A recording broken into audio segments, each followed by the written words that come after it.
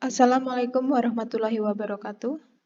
Yang terhormat Ibu Teti Herlina, Esfam APT, selaku pembimbing lahan, dan Ibu Rina Widyastuti, MSc APT, selaku dosen pembimbing lahan.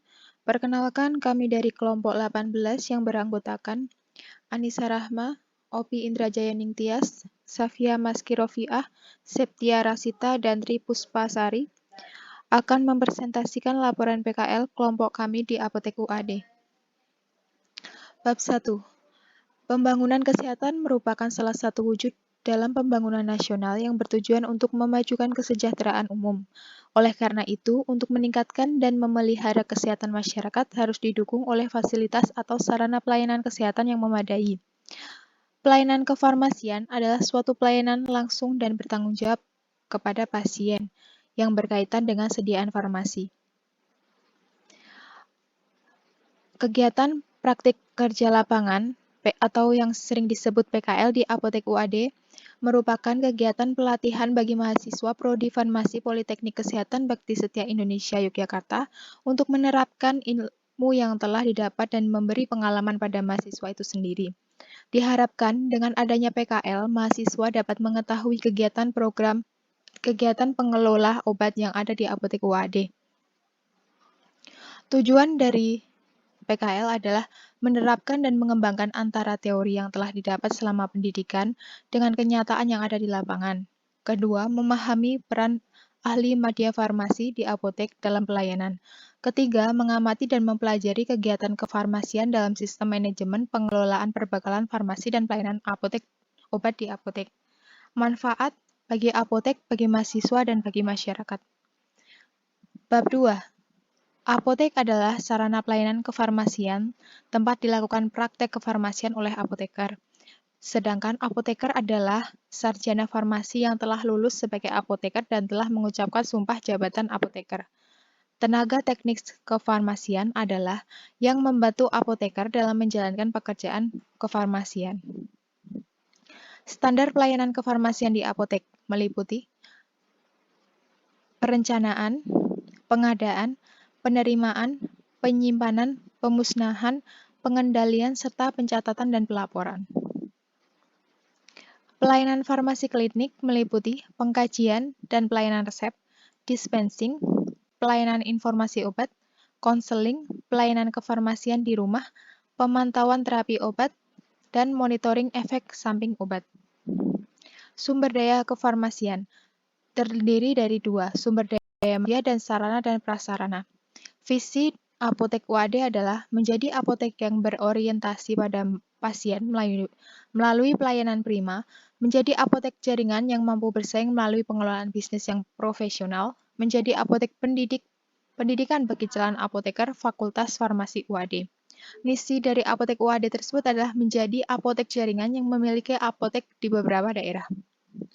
Berikut adalah struktur organisasi Apotek UAD. Jenis-jenis obat yang terdapat di Apotek UAD adalah obat bebas terbatas, obat keras, obat psikotropika, obat narkotika, obat wajib apotek, dan obat prekursor. Bab 3 pembahasan. Pengelolaan perbekalan farmasi meliputi perencanaan, menggunakan metode konsumsi, metode epidemiologi, dan metode kombinasi. Dan dapat dilihat dari stok obat di komputer atau melihat secara langsung obat-obat kosong atau yang ketersediaannya sedikit.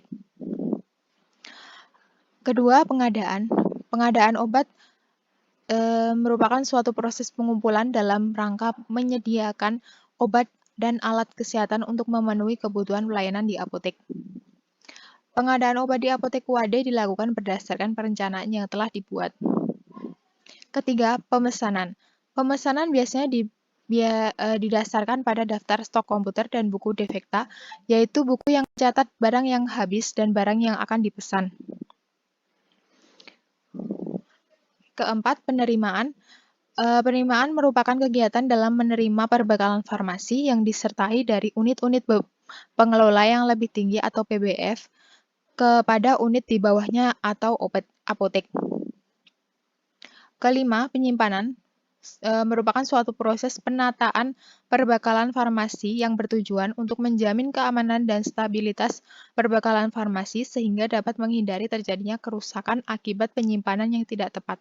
Keenam, pendistribusian perbekalan obat meliputi penjualan barang OTC, OWA, obat keras, obat narkotika, obat psikotropika, dan penjualan resep. Pemusnahan. Sediaan farmasi harus dilakukan dengan cara yang baik dan sesuai dengan ketentuan peraturan perundangan yang berlaku. Pemusnahan obat kadaluarsa atau rusak yang mengandung narkotika atau psikotropika dilakukan oleh apoteker dan disaksikan oleh Dinas Kesehatan Kabupaten atau Kota. Pengendalian. Pengendalian dilakukan untuk menjaga ketersediaan jenis dan jumlah persediaan perbekalan farmasi supaya sesuai dengan kebutuhan pelayanan. Pencatatan dan pelaporan. Pencatatan barang masuk dan barang keluar. Barang keluar merupakan barang yang dibeli oleh pasien. Dilakukan secara komputerisasi. Untuk obat golongan psikotropika, pencatatan dilakukan secara komputerisasi dan manual agar dilihat dari fisiknya juga. Pengelolaan resep di apotek UAD dilakukan melalui screening resep terlebih dahulu, di antaranya screening administratif, screening farmaseutis, dan screening klinis. Perpajakan di apotek UAD melakukan kewajiban pembayar pajak berdasarkan PPh Pasal 21 merujuk pada PTKP 2016 tentang pajak penghasilan dan Undang-Undang RI Nomor 36 Tahun 2008 tentang perubahan keempat atas Undang-Undang Nomor 7 Tahun 1983 tentang pajak penghasilan. Ke-12, strategi pengembangan bisnis. Terdiri dari 2, strategi pengembangan apotek dan strategi pengembangan sumber daya manusia. Ya, sekian presentasi dari kami. Terima kasih. Wassalamualaikum warahmatullahi wabarakatuh.